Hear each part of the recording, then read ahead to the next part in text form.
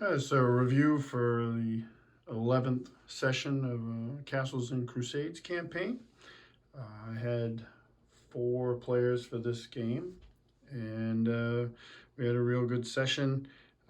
In this session, it picked up right from the last one. They arrived in their hometown where they're operating out of Arden. And in the previous session, the wizard had received a summons from his mentor that he needed to speak with him. So that's where we started with the wizard meeting with his mentor. And in that meeting, the wizard, they talked a bit about the wizard's dubious past, where he's kind of a grifter, and he's trying to get him out of that. His mentor is trying to get him out of that, which he's starting to do on his own as well. He's starting to see that the value of paying attention to his magical studies is more than running schemes and scams. So they talked a little bit about that, and then he offered him a couple tasks. One was a task to meet with a contact outside of town that has some exotic spell components for him, for the mentor. And the other one was to explore a tower that was abandoned by a wizard over a century ago. And this wizard was the ruler of this land at that time, and he sided with an invading army and kind of betrayed the area and was drummed out of his tower or defeated. And so the wizard character, his mentor, is looking to obtain that ownership of that tower. So he wants his apprentice and his friends to go and basically explore it and clean it out for him if it needs to be, which he agreed to do. And the first one to take task was the quest to meet with a contact and get the spell components. It was a real good role play section of the game. One of the other characters who's new to the game, this was his second session. His knight, after the last session, realized he needed to upgrade his armor, so he went to one of the blacksmiths, the prominent blacksmith in the town. There's a character named Anvil, who's a hulking figure, retired warrior, and they did some good role play there too, actually. And he was able to get barding for his horse and upgraded armor and a sword. So they got done with that. There was some banter. The wizard also, one of the things he accomplished was he wanted a henchman. So he was able to hire a henchman, this young woman named Brea Phelan, and she's from a neighboring village. And the interesting thing about her was she possessed this shield with a big dragon insignia on it, and they were able to figure out that insignia came from a place called the Odani Empire, which is an empire to the north, and they were the invading empire in that war that happened, the Dragon Wars. So they were a little suspect about her at first. They were like, "Oh, wait a minute, that might be bad," but they kept it quiet. And later on, they learned that was like an heirloom passed down from her parents and stuff, that her great grandfather fought in that war and brought that shield home as kind of a trophy. So she's not actually a Donnie. So they were their fears were laid to rest about that. So they go to the designated meeting spot, which is south of the town. Their contact isn't there, and Brea is actually a ranger, not as adept as Lork, half-orc, but he wasn't one of the members that was there for the session. So she's able to find some tracks that lead her to believe that their contact has been taken. And the tracks, she says, are booted and cloven, which the cloven really threw them off. So they follow the tracks into the woods. They go into the Southern Hulmwood, which is the forest around the town. And they track for quite a while, but then it's late fall at this time in the campaign, or beginning of fall, so the sun goes down, and they're like, well, we're not going to keep doing this in the dark because we're probably not going to be able to be successful. So they camp for the night. which has consequences. So they camp for the night, nothing happens, rolled for a bunch of random encounters, come up with nothing, so their night passes relatively quietly. And then they pick up the trail in the morning.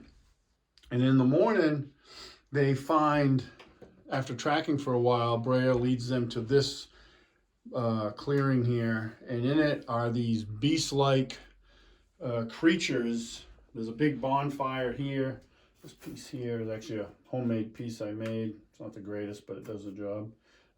Bonfire. There's this totem, which is a Games Workshop Beastman totem. And then there's several of these, which are Games Workshop Beastmen. And a fight ensues. And the party, it's a pretty good fight. The Orvon, who's our knight, who's the new character of the campaign, he actually gets dropped to the negatives in hit points because he was really the only, after range combat got over, he was the only real melee combatant, although Sprawl, the Dwarven cleric, joined with him to help him out, which was good. And then Ronan the fighter, he's a skirmisher, archer type. He laid in some pretty good arrow fire that kept the rest of the beastmen off him. I call them beastmen. They're actually called Ungren from the Castles and Crusades Monsters and Treasures of Aird book. But they look a lot like beastmen, and so I just call them beastmen. But they're also called Ungren in the game. They defeat them. They find the remains of their contact chained up to the totem, and don't find the spell components they're looking for.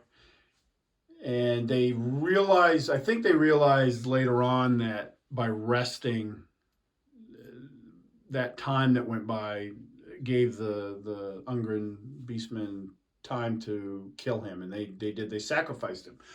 And the cleric in the party, Sprawl, he's one of the dwarven brothers, he realized through his knowledge of religion and stuff that that totem is to a demon lord named Meldeth, who's a demon lord of my creation, and that Meldeth is the known as the destroyer or the god slayer. And in my setting, there was this a long time ago. There was this thing called the Infernal War, where Meldeth led a war against the gods and actually killed a few of them until he was brought down by the god Caduceus and banished back to the abyss. And they had encountered cultists belonging to Meldeth previously because they were in the shrine of Caduceus back in their town, and they had captured the priest of Caduceus and some of the acolytes, and they beat the cultists, but some of them got away, and this is their second go around with them. So they don't find a lot here to go on, but the Brea, the ranger, she does find tracks leading further south into the Hulmwood, and she follows them for a bit, but she comes back and she's like, okay, she knows the direction, but their numbers are really more, like she's estimating at 20 plus. So they're like, well, with the knight badly wounded, he was saved by Sprawl, the cleric, but they're in no shape to go after 20 plus Ungren. So they decide to retreat back to town. They take the head of one of the Ungren, bring it back to town. Sprawl, he brings it to his grandmother, who's kind of the wise woman of the dwarves of Arden, a dwarf named Dodonna Earthshade. And she summons Seamus, this guy named Seamus, who's like the ranger of Arden, like he's the best one. He's also Lork, the half-orc ranger's mentor. She summons him, and he comes, and he identifies that because in his time he's traveled a lot, and he spent a lot of time in the North Country, and he tells the party that, yeah, those are Ungren. I fought against them in the north. They usually don't come this far south, and this is really odd that they're here.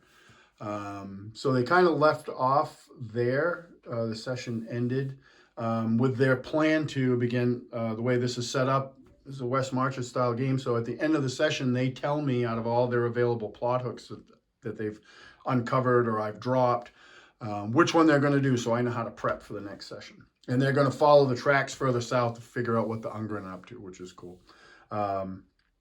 So it was a really good session. The really cool thing about this session was it was originally designed to be a solo session for the player that plays the wizard. The wizard's name is Barry, which is kind of a spin. His name's actually, it's a Celtic name, but it's Barry Cotter, which is actually a Celtic name.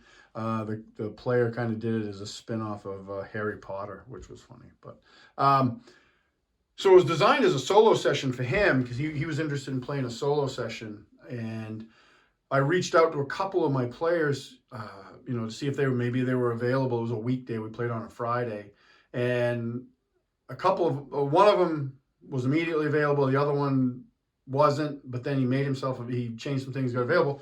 And the third player I reached out to, initially he's like, no, I got to work. I'd love to play, but I can't. And then I woke up to a text message Friday morning that he was putting in for the day off so he could come and play. And he did, which was great. It kind of felt like we were back in high school again, just getting together whenever we wanted to play games, which was awesome. So, there's some talk out there from certain commentators and stuff that say, unless you use a certain game, you can't engage your players. And that's a bunch of horse crap. Our groups we switched from, my games have switched mostly from 5e to Castles and Crusades, and my entire table is loving it to the point where I got guys taking days off from work so they can come and play. So just play a game you like, your group likes, and have fun. That's what it's all about. But it doesn't have to be whatever's the most popular, I guess. There's a lot of great games out there. And Castle Crusades is, in my opinion, one of the best games for playing a D&D style game. But thanks for watching. Appreciate it.